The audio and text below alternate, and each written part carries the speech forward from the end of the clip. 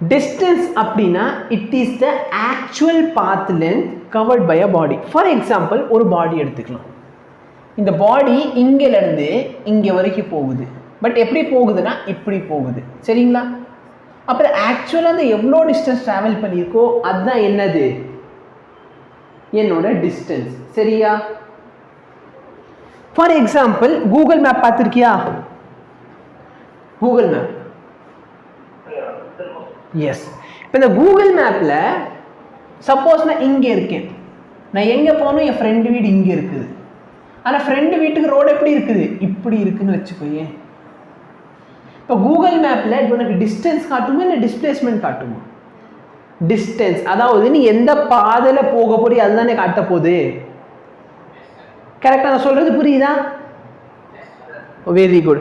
அதே மாதிரி இந்த ஓடோமீட்டர் ஒரு டிவைஸ் இருக்கு தெரியுமா? ஓடோமீட்டர்னா வண்டி எவ்வளவு ஓடி இருக்கு, சரியா? அதான் ஓடோமீட்டர். எவ்வளவு டிஸ்டன்ஸ் ஓடி இருக்கு அதுதான் பார்க்கறதா ஓடோமீட்டர்.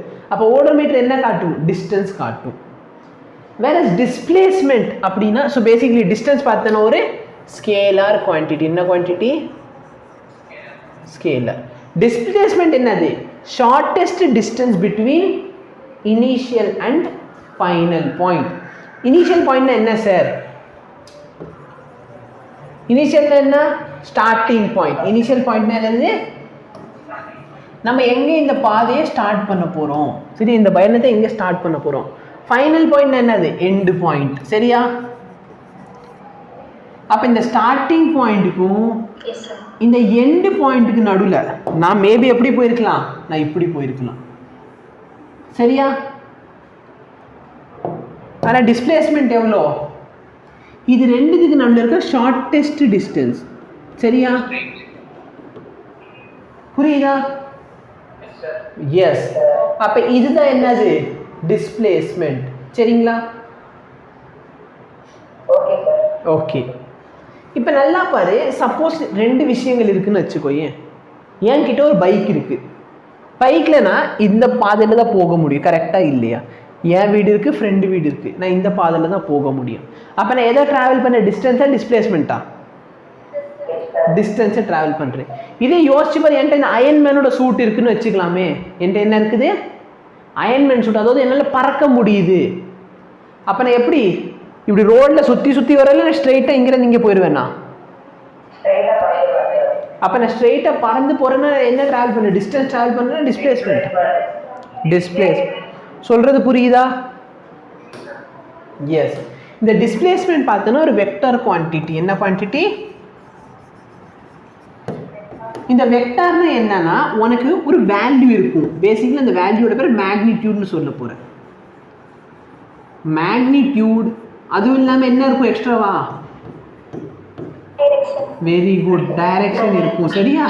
ஒரு வெக்டார் குவான்டிட்டின்னு சொன்னா உன்கிட்ட என்னென்ன இருக்க போகுது? மேக்னிடியூடும் டைரக்ஷன். இந்த ரெண்டு விஷயங்களும் இருக்க போகுது. அப்படி ரெண்டுமே இருந்தா அது பேர் தான் என்னது? Vector quantity. சரிங்களா? ஓகே. இப்போ let me say நம்ம வந்து கிளாஸ் ரூம்ல இருந்து கிரவுண்ட் பிடி பீரியட் இருக்கும் பார்த்திருக்கியா? இதே நம்ம கிளாஸ் ரூம், இதான் கிரவுண்ட் வச்சுக்கலாம். அப்ப பிடி பீரியட் விட்டாங்கன்னா எப்படி போவோம்? ஸ்ட்ரெயிட்டா கிளாஸ் ரூம்ல இருந்து கிரவுண்ட். கரெக்டா இல்லையா? ஆனா பிடி பீரியட் முடிஞ்சதுக்கு அப்புறமே நம்ம எப்படி கிளாஸ் ரூமுக்கு வருவோம்? ஸ்ட்ரெயிட்டா வந்துருவோமா போன பாதையிலேயே? என்ன பண்ணுவ நிவேதா சொல்லு. இங்கல இருந்து ரெஸ்ட் ரூமு, அப்புறம் என்ன பண்ணு அங்கல இருந்து லைப்ரரி, லைப்ரரி இருந்து இங்க இங்க இப்படி. கரெக்டா? இப்ப இந்த ஒயிட் கலர்ல இருக்கிறது என்னது? கிரீன் கலர்ல இருக்குது டிஸ்டன்ஸ். சரிங்களா?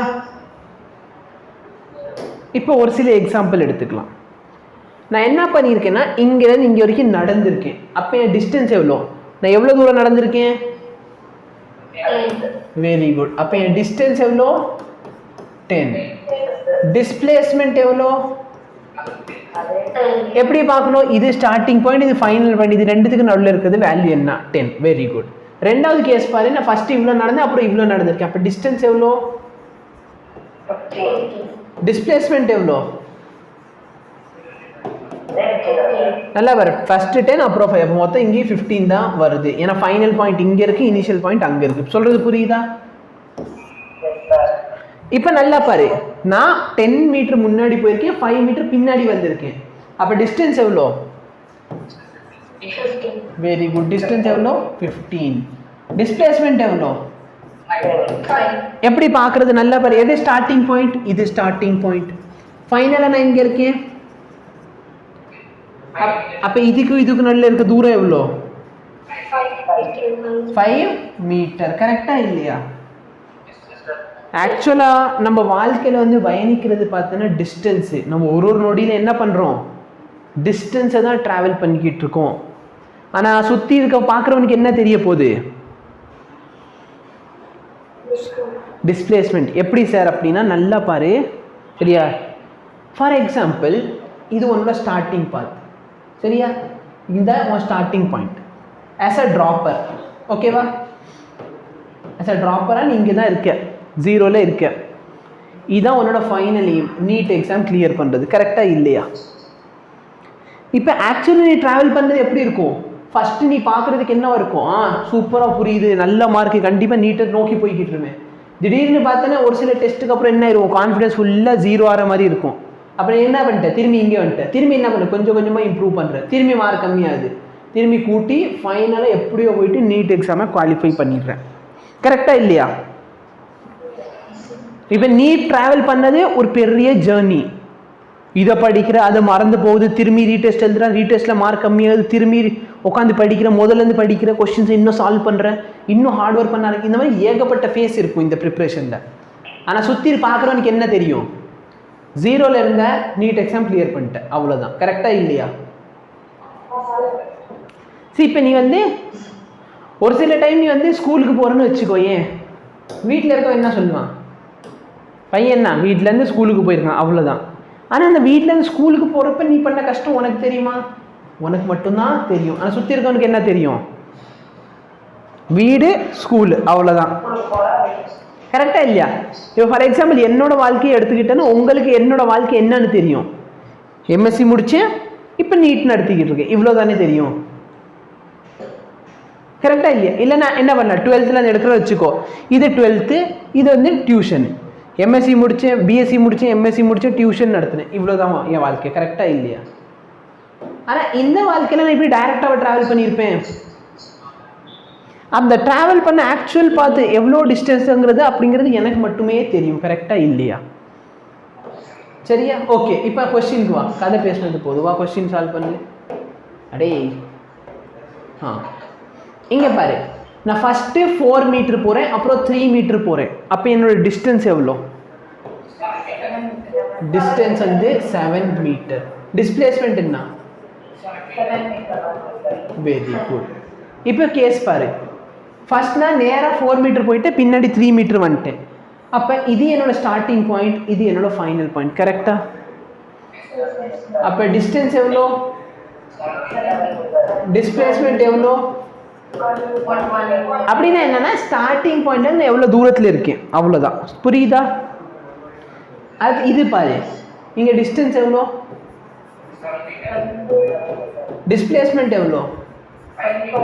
5 எப்படி வந்துச்சுன்னா இந்த இடத்துல பித்தாகரஸ் தியரம் யூஸ் பண்ணுறேன்னா இந்த இடத்துல இது ஏபிசின்னு வச்சுக்கோ.